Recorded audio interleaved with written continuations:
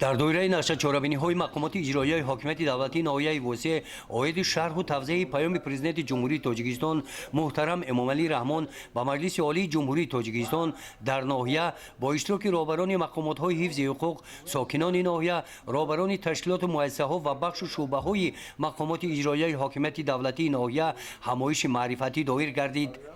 дар ин ҳамоиш раиси ноҳияи восеъ суханронӣ намуда қайд намуданд ки президенти ҷумҳурии тоҷикистон муҳтарам эмомалӣ раҳмон оид ба таъмини рушди соҳаҳои иқтисоду саноат, ҳифзи ҳуқуқу тартибот, тандурустӣ, фарҳанг, илму маориф, ҳифзи иҷтимоии аҳолӣ, ҷавонон, варзишу сайёҳӣ, баландбардоштани сатҳи маърифати молиявии шаҳрвандон, тарғиби арзишҳои демократӣ, мустаҳкам намудани институти ҳуқуқи инсон, баландбардоштани мақоми қонун ва таъмин намудани волояти он ва пешбурди самаранокии сиёсати хориҷӣ вазифаҳои мушаххас гузоштанд. қайд карда шуд ки сокинони ноҳияи восеъ паёми президенти ҷумҳурии тоҷикистон муҳтарам эмомалӣ раҳмонро сармашқи кори худ қарор дода ба хотири пешрафти давлати соҳибистиқлоламон ва ободу зебо гардонидани ин гӯшаи кишвари азизамон дар атрофи сиёсати хиратмандона ва созандаи пешвои муаззами миллат сарҷаму муттаҳид шуда баҳри ободию шукуфоии ватани азизамон